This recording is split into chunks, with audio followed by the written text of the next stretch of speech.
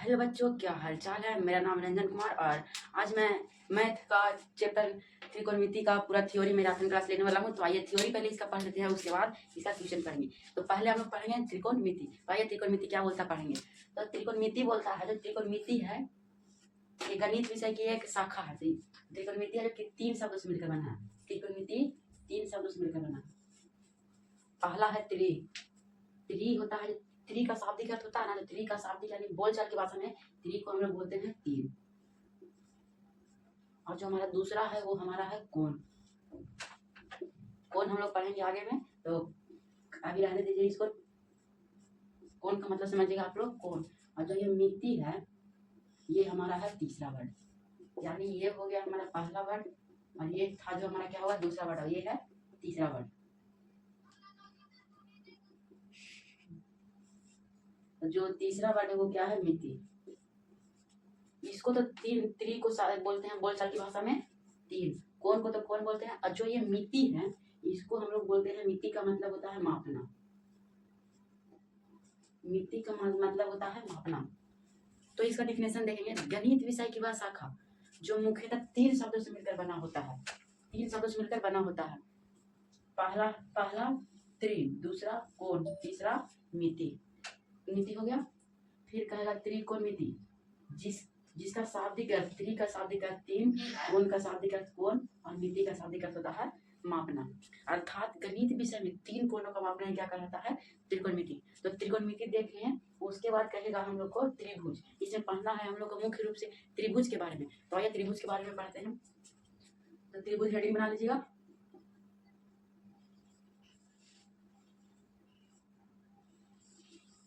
पहले आप इसके बारे में समझिए, त्रिभुज का मतलब क्या होता है। तो त्रिभुज का मतलब होता है ना, जैसे कि देखिए ये एक फोटो बना रहे हैं, इसका नाम हम लोग दे दिए ए, इसका नाम हम लोग दे दिए बी, और जो इसका नाम है वो है सी। तो त्रिभुज का फोटो कुछ इस तरह से होता है। तो त्रिभुज का डिफिनेशन देखेंगे। 3 सरल रेखा यानी 3 सीधी रेखा, एक ये है और दूसरा ये है और तीसरा जो हमारा है ये है। 3 सीधी रेखा से घिरे हुए बंद आकृति को हम लोग कहते हैं त्रिभुज। तो ये 3 सरल रेखा देख रहे हैं, जो इसके बीच में घिरा हुआ स्थान है, इसी को हम लोग नाम दिए हैं त्रिभुज। इसी का जो नाम है वो दिया हुआ है त्रिभुज। 3 सीधी रेखाओं से घिरे हुए क्षेत्र को हम लोग क्या बोलते हैं, तो हम लोग बोलते हैं बाबू त्रिभुज। त्रिभुज का डिफिनेशन आप लोग को समझ में आ गया। इसमें भी पढ़ना था त्रिभुज का भुजा किसको कहते हैं। तो आइए त्रिभुज का भुजा पढ़ते हैं।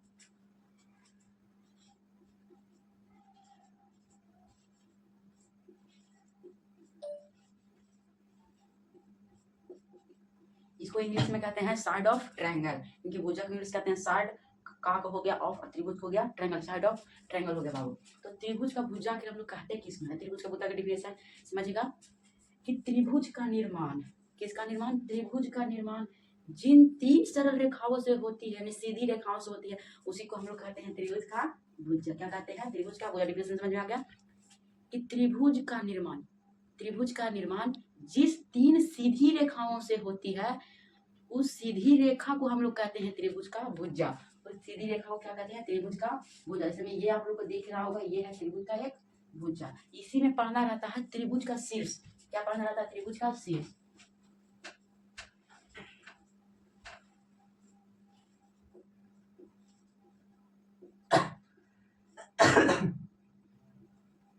त्रिभुज का शीर्ष पढ़, इसको आप पढ़ेंगे त्रिभुज का शीर्ष आखिर किसको कहते हैं।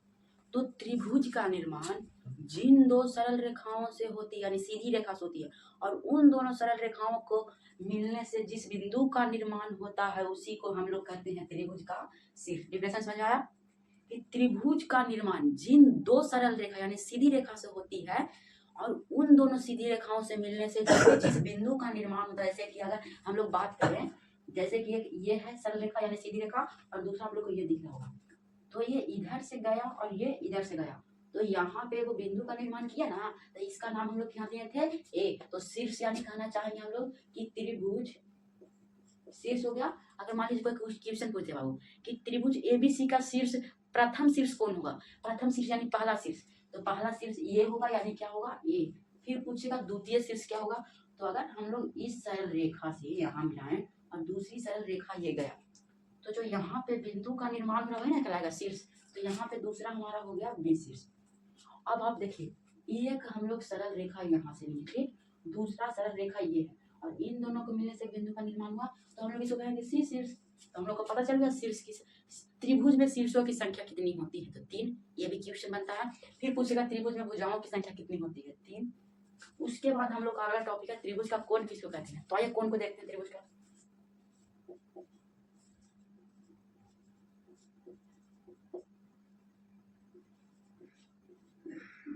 इसको कहते हैं एंगल ऑफ ट्रायंगल। क्या बोलते हैं? Angle of triangle. इसको कहते हैं एंगल ऑफ मतलब का, और त्रिभुज को कहते हैं ट्रायंगल, एंगल ऑफ ट्रायंगल। इसका इंग्लिश हो गया।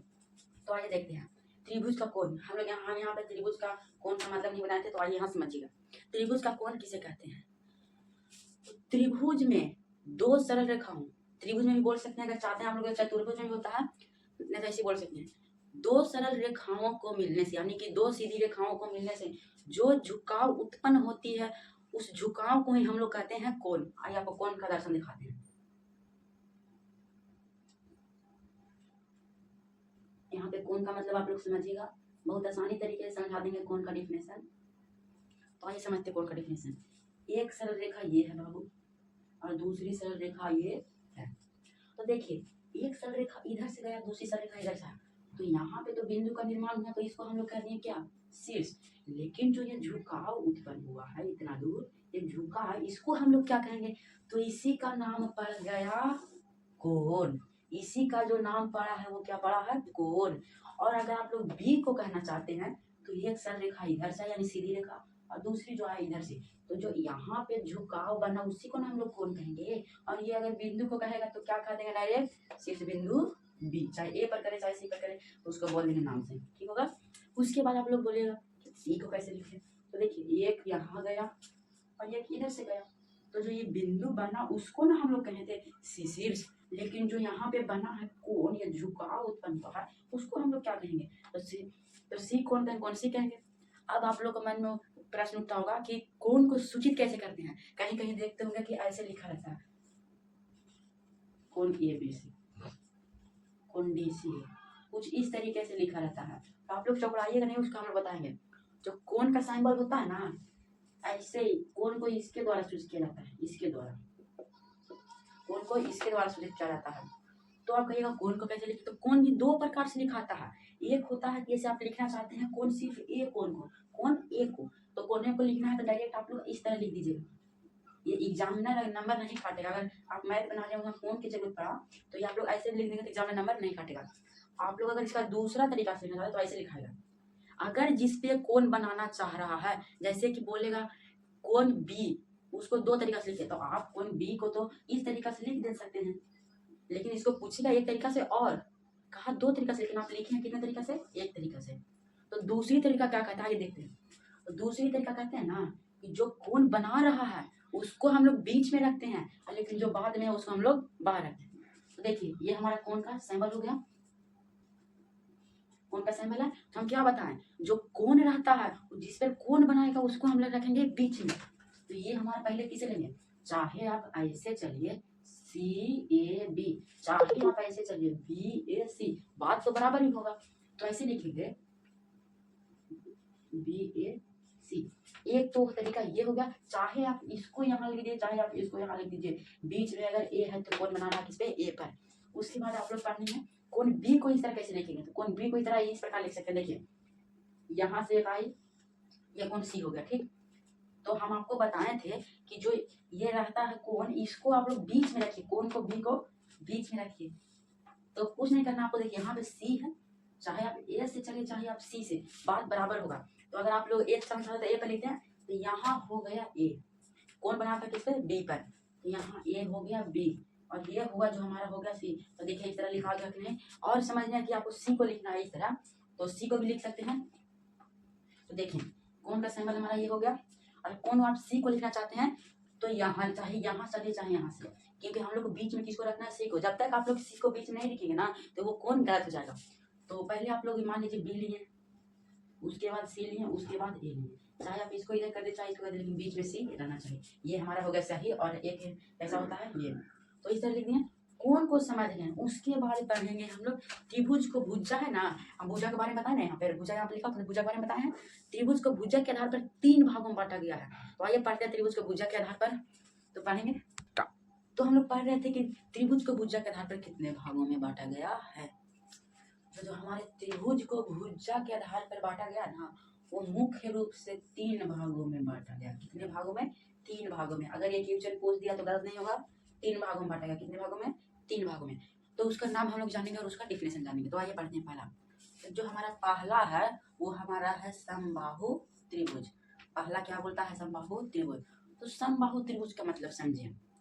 आप थोड़ा सा कॉमन सेंस लगा के देखिए कि जो ये आपको इतना दूर दिख रहा है समबाहु, बाहु को छोड़िए, सम का मतलब समझिए। सम का मतलब होता है क्या? बराबर।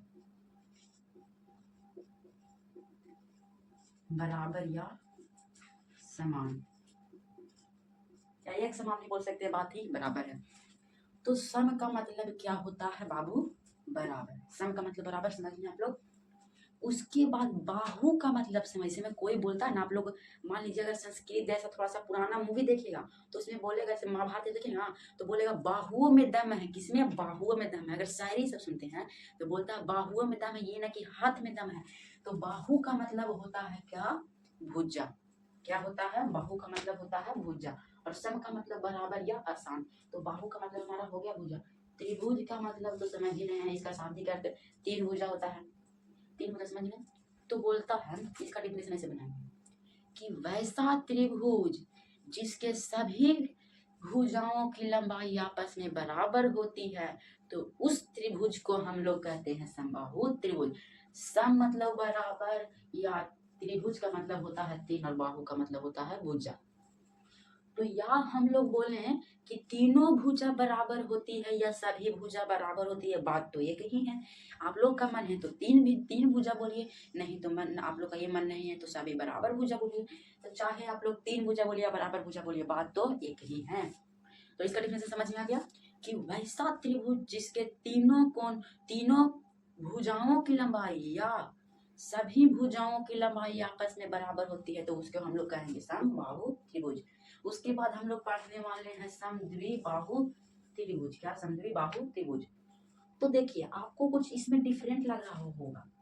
त्रिभुज का मतलब तो एक ही हुआ, 3 भुजा, और जो बाहु का मतलब हुआ वो एक ही हुआ। अब आप लोग देखिए यहाँ पे लिखा हुआ है समद्वि। तो आप लोग ये समझ गए कि सम का मतलब बराबर हुआ, और आप लोग द्वि का मतलब नहीं समझ रहे होंगे। द्वि का मतलब एकदम आसान है। क्या होता है? द्वि का मतलब होता है 2, और त्रि का मतलब होता है 3। पीछे पढ़ा था ना कि त्रिकोणमिति था, जहाँ तीन त्रि का शाब्दिक अर्थ यानी बोलचाल की भाषा में 3, तो उसी प्रकार द्वि यानी बोलचाल भाषा में 2। आप लोग संस्कृत में पढ़ाएंगे ना कि लकार यानी द्वितीया यानी द्वि, तिया को छोड़ दीजिए, द्वि आया ना, तो द्वि का मतलब ही होता है दूसरा या 2। सब मतलब बराबर। तो वैसा त्रिभुज जिसमें 2 भुजाओं की लंबाई आपस में बराबर होती है, तो उसको हम लोग कहते हैं समद्विबाहु त्रिभुज। कि हम लोग उसको कहते हैं समद्विबाहु त्रिभुज। तो इसका डिफिनेशन कंप्लीट हो गया। उसके बाद आइए हम लोग बात करते हैं विषमबाहु त्रिभुज में। तो विषमबाहु त्रिभुज क्या बोलता है? विषम का मतलब, ये बाहु और त्रिभुज का मतलब तो आप लोग जान ही रहे हैं, आपको पहले बता चुके हैं। और विषम, ये माँ को लिख दिया। विषम देखिए, जैसे कि बोलते हैं हम लोग विषम, विषम परिस्थिति आ गया, यानी ऐसा परिस्थिति आ गया कि उसको कोई जान ही नहीं रहा, उसको पता नहीं चल रहा है कि ये परिस्थिति आया तो आया कैसे, तो उसको पता ही नहीं है, यानी वो है ये नहीं है, जानते नहीं तो उसको हम लोग बराबर कहेंगे। मान लीजिए कि आपके पास 10 रुपया है, ठीक, आपके पास 10 रुपया है। अब मान लीजिए कोई लड़का है और वो आपको कह रहा है कि आपके पास 20 रुपया है, लेकिन कौन गारंटी है कि उसी के पास 20 रुपया रहेगा, उसके पास 5 रुपया भी रह सकता है। तो ये बराबर हुआ, यानी कि ये हो गया डज नॉट इक्वल। क्या हो गया? डज नॉट इक्वल, यानी वो बराबर है, सामान्य है। यानी अभिसम का मतलब यहाँ पे समझना बाबू क्या? असमान, यानी बराबर होवे नहीं करता है। असमान ठेठ भाषा में अगर समझे ना तो एकदम असमान, यानी है ये नहीं है वो। इसका मतलब हो गया कि हम लोग उसको जानते ही नहीं है, उसको जब कहते हैं समझे कि हम कि उसके बराबर कर ही नहीं सकते, यानी हम उसका असमान हैं। तो इसका समझिएगा डिफिनेशन। तो इसका डिफिनेशन कहता है बाबू कि वैसा त्रिभुज जिसके कोई भी भुजा या तीनों भुजाओं की लंबाई आपस में बराबर नहीं होती है बाबू। जो इसका है ये होगा बराबर नहीं होती है। तो इसका तीनों भुजाओं की जो लंबाई है वो आपस में बराबर नहीं होती है, क्योंकि सब विषम बाहु यानी ये हो गया समबाहु यानी सब बराबर। द्विमत सम द्वि में दो को बराबर रहेगा। अब जो विषम है इसका तो बराबर है ही नहीं, तो इसका आप लोग कोई दिक्कत नहीं है। कोई दिक्कत होगा तो हम कमेंट कीजिएगा, कमेंट में आप लोग को फिर से बताया जाएगा। जिसका कमेंट रहेगा कुछ उसका बताया जाएगा। तो फिर ये हमारा पड़ गया भुजा के आधार पर। उसके बाद तो बच्चों हम लोग पढ़ रहे थे कि जो सूर्य छक्का मारा था वो ऊपर से नीचे आया। तो क्या आया? ऊपर से नीचे, यानी इधर से इधर गया। ये बॉल ही ना है तो ये इधर ऊपर से नीचे है। किधर से आ रहा है? ऊपर से जो आ रहा है वो आ रहा है नीचे। तो अगर एक समतल सतह पर कोई लंबवत चीज आ रही हो या लंबवत खड़ी हो तो वह कितने डिग्री का कोण बनाती है? तो आप लोग याद रखिएगा कि वो हमेशा 90 डिग्री का कोण बनाती है। 90 डिग्री का कोण यानी कि 90 डिग्री का कोण बनाती है। तो अगर आप ऐसे कर दिए जैसे कि है यहाँ पर ये बिंदु है, ये नहीं इधर से या नहीं इधर से ना इधर से, इधर से ये डायरेक्ट इसको पूरा घुमा दिया, इसको पूरा घुमा दिया तो कितना बनाया? 360 डिग्री, 360 डिग्री हो गया। और उसी तरह आप लोग अगर ऐसे बनाते हैं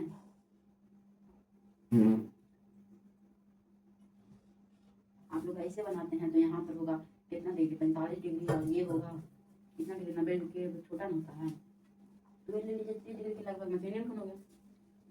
तो जब ये इतना बनाया कोण तो जब सीधा आएगा तो 90 डिग्री बनाएगा।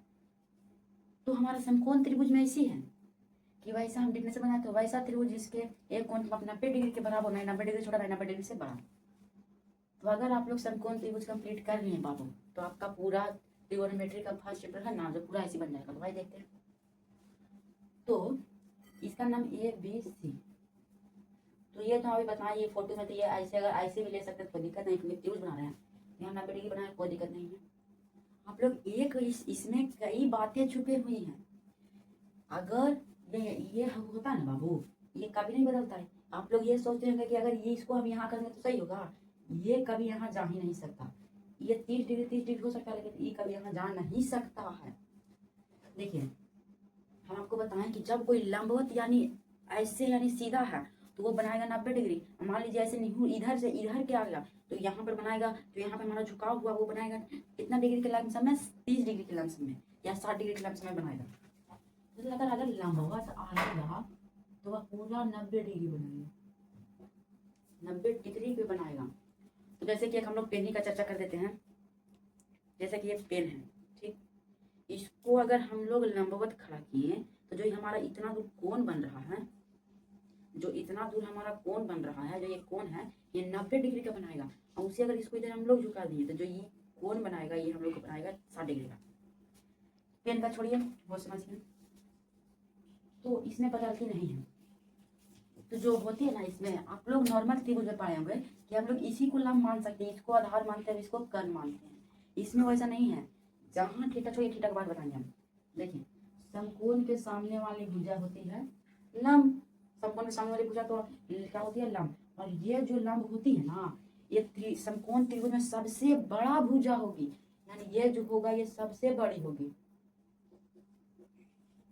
ये सबसे बड़ी है, ठीक। और ये है ना बाबू जो कहना नहीं बदलता है, एगो ई और ई दोनों चेंज करते रहेगा, कभी ई यहाँ चला जाएगा कभी ई यहाँ चल जाएगा। ई नहीं कि यहाँ सटा, ई यही रहेगा, ये बदलता नहीं। यानी सबसे बड़ी भुजा हमारा हो गया कर्ण। तो आप समझिए।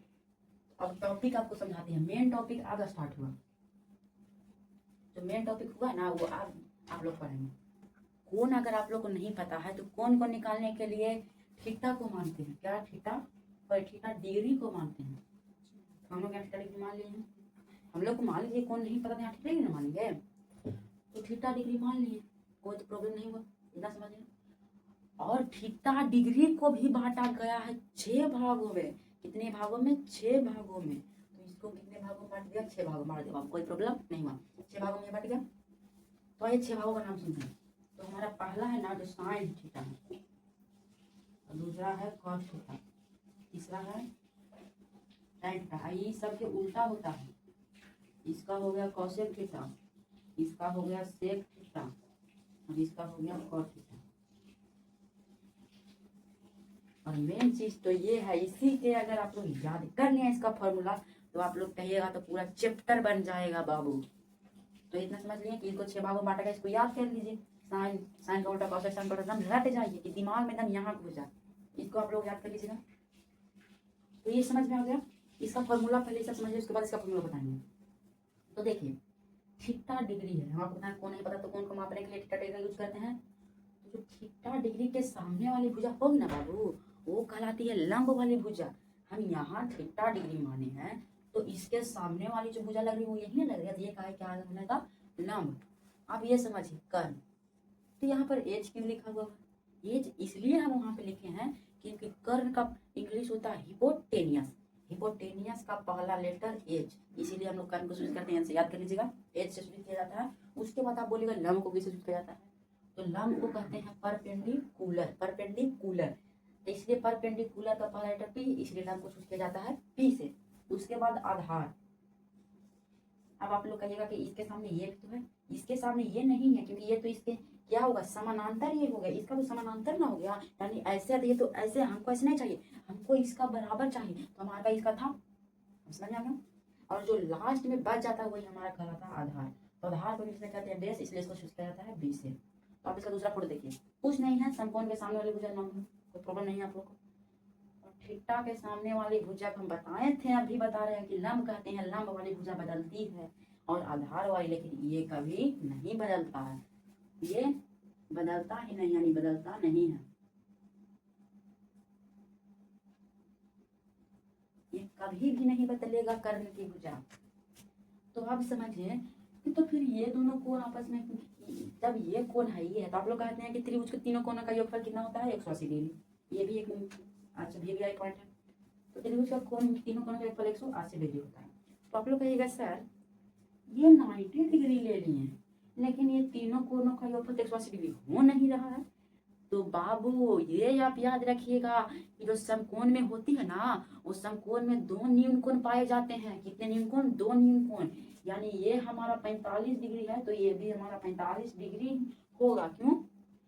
चाहे इसको आप रख सकते हैं, इसको बराबर चाहे नहीं रखें, मान लीजिए इसको 50 डिग्री रखें तो इसको आप 40 डिग्री भी रख सकते हैं। आप कहिए बराबर 180 डिग्री आया नहीं? एकदम बिल्कुल आया।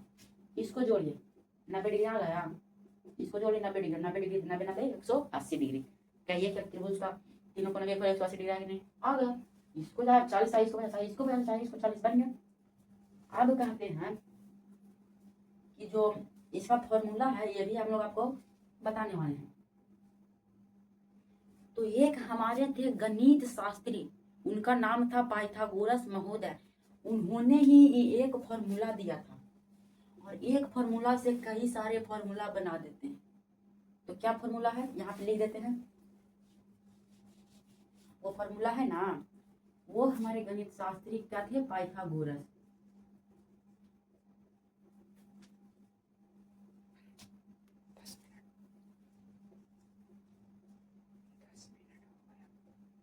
हमारे पाइथागोरस महोदय जी थे। इन्होंने एक फॉर्मूला दिया था, कर्ण स्क्वायर बराबर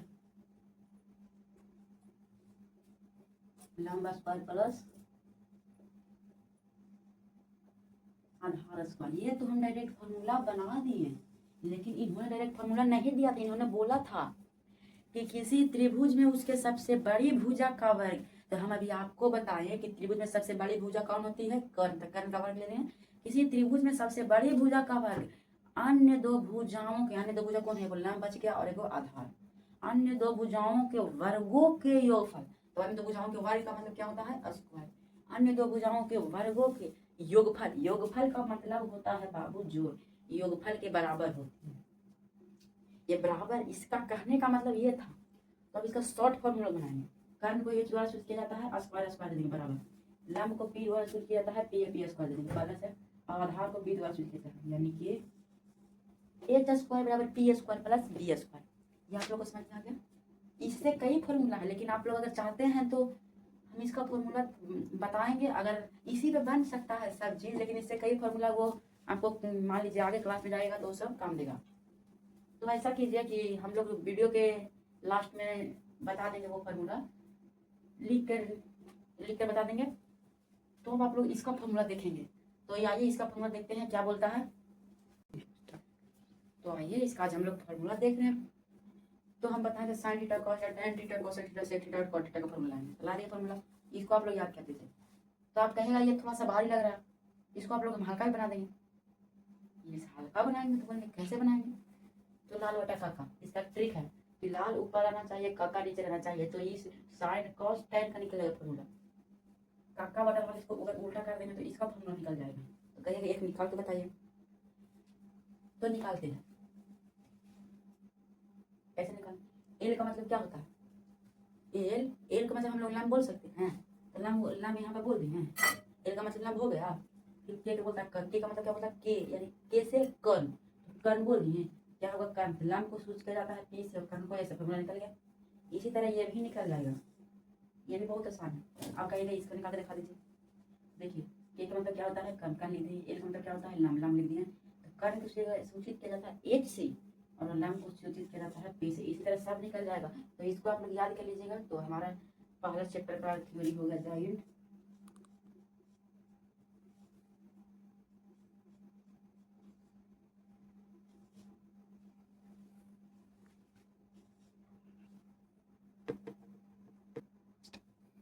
तो हमारा थ्योरी हो गया डन।